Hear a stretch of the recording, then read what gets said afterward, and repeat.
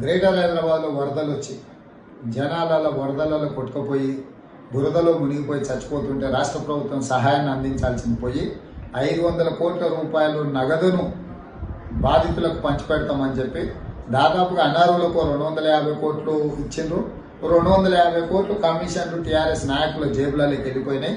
మేము ఉద్యమాలు చేయడంతో ఒత్తిడి తీసుకురావడంతో పేద మహిళలందరూ కూడా రోడ్ల మీదకి వచ్చి చీపురు కొట్టడంతో టీఆర్ఎస్ పార్టీని కొట్టడానికి సిద్ధమైన సందర్భంలో ప్రభుత్వము ఎవరెవరైతే అర్హులైన వాళ్ళు ఉన్నారో వాళ్ళందరూ వచ్చి మీ సేవలో మీరు అప్లై చేసుకోండి, మీకు అందరికి ఇస్తామని చెప్పారు. దాంతో వరదలాగా బాధితులందరూ కూడా బయటకు వచ్చి నిజమైన అర్హత కలిగిన లబ్ధిదారులందరూ కూడా మీ సేవలో అప్లై చేసుకోవడంతో వాళ్లకు పెద్ద ఎత్తున నగదు ఇవ్వాల్సిన పరిస్థితి వచ్చింది. ఈ పెద్ద ఎత్తున నగదు ఇచ్చినప్పుడు బ్యాంకు ఖాతాలకు బదిలీ చేస్తే ఒక్క పైసా కూడా టీఆర్ఎస్ వాళ్ళకు కమిషన్లు వస్తలేవు. కాబట్టి వాళ్ళ కమిషన్లు రానప్పుడు వాళ్ళకు ఓట్లు వేస్తారో ఏరో తెలియనప్పుడు వాళ్ళకి ఇవ్వద్దనే ఉద్దేశంతో రాష్ట్ర ఎన్నికల అధికారి గారు ఆదేశాలు ఇచ్చారు. తక్షణమే అప్లికేషన్లు తీసుకోవడం ఆపేసేయండి, అదే విధంగా నగదు బదిలీని ఆపేసేయండి అని చెప్పి ఈ రోజు ప్రభుత్వం తప్పించుకుంటుంది. ఇది చాలా దుర్మార్గమైన చర్య.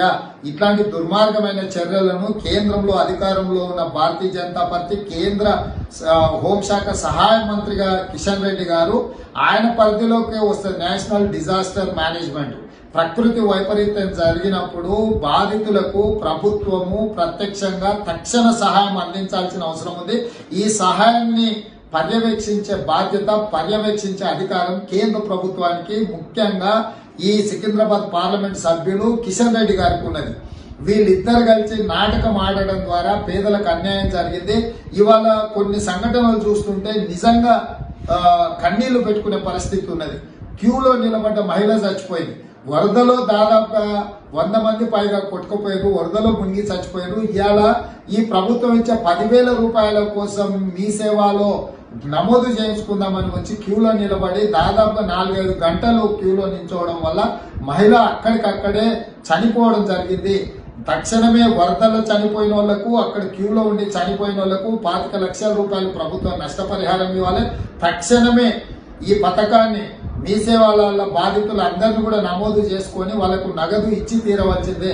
గతంలో 2018 శాసనసభ ఎన్నికలలో ఆనాడు రైతు బంధు పథకాన్ని 7,000 కోట్ల రూపాయలు ఎన్నికలు జరుగుతుంటే కూడా రైతుల ఖాతాలలో వేసి మన ఫోన్లలో SMS వచ్చినాయి.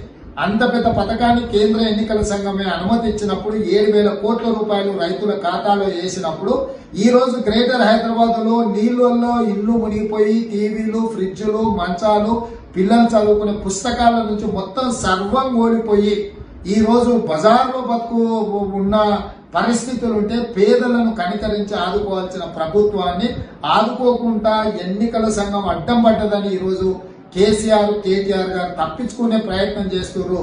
కాబట్టి తక్షణమే కాంగ్రెస్ పార్టీ డిమాండ్ చేస్తుంది, అర్హులైన వరద బాధితులందరికీ సహాయాన్ని అందించాల్సిందే. ఎన్నికల సంఘానికి కూడా విజ్ఞప్తి చేస్తున్న కేంద్ర ఎన్నికల సంఘము శాసనసభ ఎన్నికలప్పుడు ఏదైతే అనుమతి ఇచ్చిందో అదే రకమైన అనుమతిని మీరిచ్చి తక్షణమే పేదలకు సహాయం అందించాల్సిందిగా, ప్రత్యేక అధికారులను పెట్టి పర్యవేక్షించాల్సిందిగా రాష్ట్ర ఎన్నికల సంఘాన్ని డిమాండ్ చేస్తున్నా.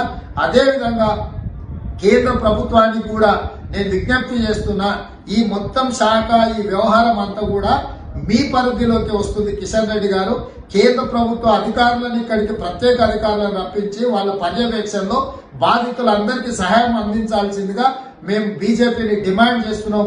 మీరు తప్పించుకోవడం ద్వారా పేదలకు అన్యాయం చేస్తున్నారు, కేసీఆర్ కు పరోక్షంగా సహకరిస్తున్నారు తప్ప ఇది ప్రజా ప్రయోజనం కాదు. కాబట్టి తక్షణమే అన్ని చర్యలు తీసుకోవాల్సిందిగా కాంగ్రెస్ పార్టీ డిమాండ్ చేస్తుంది.